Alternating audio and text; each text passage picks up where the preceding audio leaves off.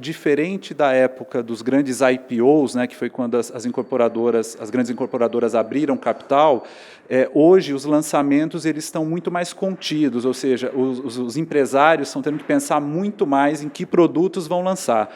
E aí, sem dúvida alguma, eles têm feito pesquisas melhores para oferecer produtos que tenham demanda e que sejam comprados. Eu vou conversar agora com Marcelo Prata, especialista em mercado imobiliário. Hoje, como é que está esse setor diante da crise aqui no país? Esse é um setor que sofre muito, né, com qualquer tipo de crise, porque o mercado imobiliário ele depende de confiança do consumidor, depende de emprego e renda, que é exatamente os pilares que hoje a gente vê afetados pela crise e pelo cenário político e econômico. Então, mas de qualquer maneira dá para a gente dizer assim que o pior talvez já tenha passado, né? As bombas que podiam ser estouradas nesse mercado já foram. Então, por exemplo, a gente viveu nos últimos anos um grande número dos distratos, que são aquelas operações de quem comprou um imóvel na planta e devolve antes da entrega. Então, essa bomba estourou no colo das construtoras incorporadoras, mas já tiveram que lidar com isso. Então, dá para a gente dizer que o pior do mercado, o pior cenário já passou. Antes da crise, os preços estavam bem altos, o mercado estava bem valorizado, falava-se até em bolha, né? O mercado de crédito, o mercado imobiliário, ele é alavancado pelo mercado de crédito imobiliário, né? Se a gente pensar num país emergente como o Brasil, a gente costuma ter um número que é uma família brasileira que para comprar um imóvel, esse imóvel custa algo como 8 vezes a renda anual dela. Ou seja, as pessoas precisam de crédito, mas o crédito só vem com esse cenário mais de confiança no futuro. Afinal de contas, um financiamento imobiliário tem algo em torno de 30 anos. Então, ninguém vai assumir um compromisso de longo prazo como esse se não tiver garantia de que vai continuar empregado e tendo renda. Então, esse era um cenário que favorecia a demanda e, por consequência, o aumento de preços. E como é que estão os preços atualmente? A gente tem um único indicador no Brasil, que é o índice FIPE-ZAP, que mostra o comportamento de preços anunciados por aqui. A gente vê uma retração em todo o Brasil, mas vale dizer que o mercado imobiliário é um mercado de nicho. Então, pode ser que você tenha queda nos grandes centros, mas em algumas cidades ou bairros você pode ter aumento. Por isso que ele é um mercado que quem pretende investir tem que pesquisar e tem que garimpar. Onde estão estas oportunidades? Essas oportunidades, elas nascem, isso é típico do mercado imobiliário, muito em função de para onde as cidades vão. Então, se você tem uma nova fábrica sendo criada, ou mesmo um novo bairro, ou infraestrutura indo para determinado local da cidade, é natural que o mercado imobiliário no entorno também acompanhe. Uma outra particularidade é que, diferente da época dos grandes IPOs, né, que foi quando as grandes incorporadoras abriram capital, hoje os lançamentos eles estão muito mais contidos, ou seja, os empresários estão tendo que pensar muito mais em que produtos vão lançar. E aí, sem dúvida alguma, eles têm feito pesquisas melhores para oferecer produtos que tenham demanda e que sejam comprados, né? Agora, os preços estão mais atraentes, mas a oferta de crédito ainda é restrita. Como aproveitar estas oportunidades diante desse cenário? Eu acho que dá para a gente fazer uma comparação com a década de 80 e 90. Né? Lá a gente tinha realmente crédito restrito, mas porque nós não tínhamos bancos e linhas de financiamento disponíveis para a população. Esse cenário é diferente hoje. Hoje as linhas estão aí, nós temos vários bancos que oferecem o produto. Eles ficaram mais restritivos na análise de crédito. Então, quando a gente olha os últimos 2, 3 anos, né, quando a gente teve o auge do mercado imobiliário, naquela época, sim, qualquer mexida na taxa de juros significava mais pessoas buscando crédito. Hoje eu não acredito que o problema esteja do lado do crédito. Está, como eu falei, na confiança do consumidor em tomar crédito para comprar um imóvel. Mas, de qualquer maneira, a dica que sempre fica é que momentos como esse são excelentes para pechinchar, encontrar bons negócios e negociar. Ou seja, não é possível estabelecer uma relação com a queda na taxa básica de juros e o aumento da oferta de crédito no cenário atual. Não é, especialmente porque o imobiliário, o crédito imobiliário, ele não está diretamente atrelado à Selic, então ele tem um efeito secundário, mas não primário, né, o impacto não é imediato, mas não dá para a gente dizer que com a queda da taxa de juros básica vai aumentar a oferta de crédito e aí o mercado imobiliário vai crescer. Não, o que vai fazer com que isso aconteça, como eu disse, é um cenário macroeconômico mais favorável e que gere mais confiança para o consumidor. E a questão dos consórcios, o que há de oportunidade? Ainda é viável isso?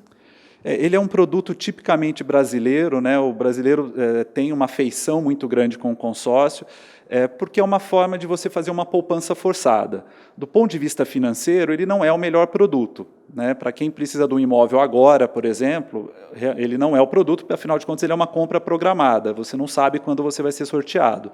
Mas para quem tem dificuldade em guardar dinheiro e precisa de uma motivação extra, sem dúvida nenhuma, o consórcio é esse produto. Afinal de contas, você escolhe um valor da carta de crédito e, mesmo que você não seja contemplado, você sabe que aquele boleto que está pagando todo mês está sendo para um bem maior, que é a compra do imóvel, de um carro, enfim.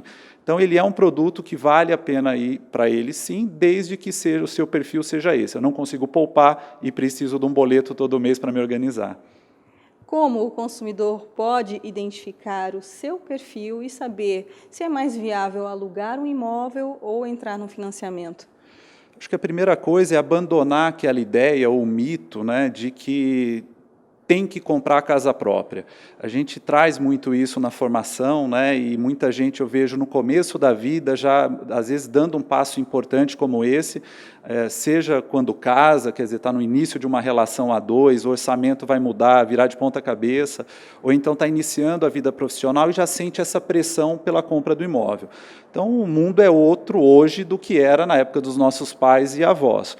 Então, primeiro é tirar essa pressão de que você só vai ser bem-sucedido se tiver sua casa própria.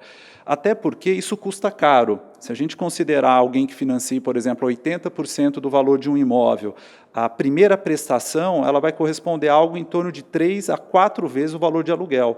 Então, às vezes, o aluguel ele pode ser um bom test drive, né, para você saber que tipo de imóvel você quer, que região você quer morar, e aí só quando você tiver certeza de que de que é aquele padrão de imóvel, aquela região que você quer, e que a sua situação financeira e pessoal está mais estável, aí sim tomar essa decisão. Agora, do ponto de vista do investidor, muita gente ainda vive de renda de aluguéis. Hoje, isso é viável? A pessoa tem que repensar isso. Não, sem dúvida é viável, desde que você pense o que tipo de imóvel, escolha bem que tipo de imóvel você vai comprar para locação. Então, alguém que compra um apartamento de 200 metros quadrados com R$3.000 de condomínio, dificilmente vai conseguir alugar bem esse apartamento a ponto de ter um bom retorno financeiro. Agora, quem compra um apartamento de baixo padrão, né, padrão econômico, com condomínio baixo, vai conseguir alugar mais fácil. Então, ele é favorável esse momento do mercado, afinal de contas, quem não compra, aluga. Então, para o investidor, o mercado favorece para isso, mas tem que pensar que tipo de imóvel você vai comprar. Não pode usar o seu padrão para escolher o imóvel que você vai comprar para poder alugar. Hoje, como é que está sendo o parâmetro para a cobrança de aluguel em relação ao valor do imóvel? A gente considera que um bom retorno, né, que o investidor tem, considerando que o imóvel valoriza ao longo do tempo, é algo em torno de 0,4% a 0,5% do valor do imóvel. Então, alguém que aluga, né, onde o aluguel representa 0,4% a 0,5% do valor do imóvel, tem uma boa locação. É claro que aí depende de cada produto. Pode ser que um imóvel localizado perto de um hospital, onde você tenha profissionais, né, daquele hospital que precisem alugar, você consiga um retorno melhor. Por isso que quem vai investir nesse mercado tem que garimpar, tem que pesquisar. Ele não é um mercado de Maria vai com as outras, né? Você tem que realmente pesquisar para encontrar essas oportunidades. E as oportunidades no mercado de imóveis retomados? Esse é um mercado que já existe no Brasil, né? Os bancos, desde da época da hipoteca, têm a prerrogativa de retomar a garantia, né, caso a pessoa não pague a garantia no financiamento imobiliário ao imóvel, mas a partir de 1997 a gente teve a instituição da alienação fiduciária, que é uma garantia jurídica muito parecida com o que a gente tem no caso dos veículos, né? O carro fica em nome do banco até você terminar de pagar. Isso acontece no caso do imóvel também. Então, com a instituição da alienação fiduciária, ficou mais rápido e fácil para os bancos retomarem a garantia. Então, com isso, esse mercado vem ganhando maior liquidez.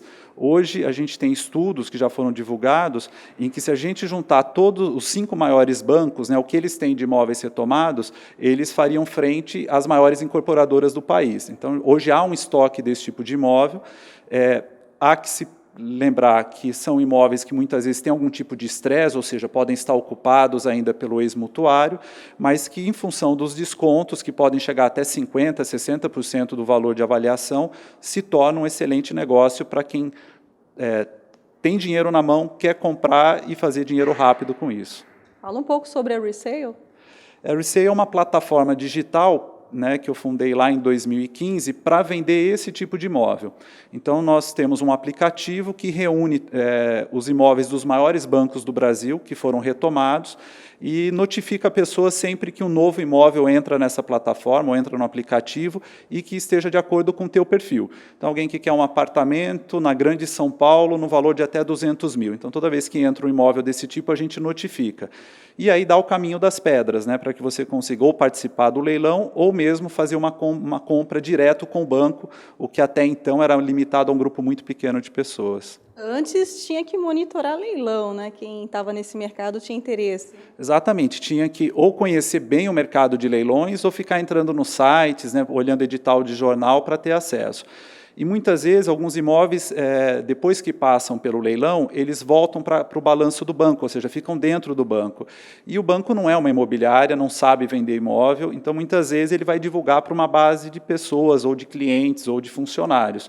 E com a Resale, com essa plataforma e com o aplicativo, a gente democratiza mais isso, quer dizer, qualquer pessoa pode comprar imóvel de qualquer banco. E como ter acesso a essa plataforma? A gente tem as duas versões, né? Tem a versão para iOS, para o iPhone e para Android. É só acessar lá ou a App Store ou o Google Play, procurar lá por Resale, que se escreve Resale, com S, ou então acessar nosso site, que é resale.com.br. Lá tem os atalhos para as lojas do aplicativo. Marcelo, muito obrigada por mais essa participação aqui com a gente na Ducascope TV. Obrigado você, Lu. Luciene Miranda para a Ducascope TV.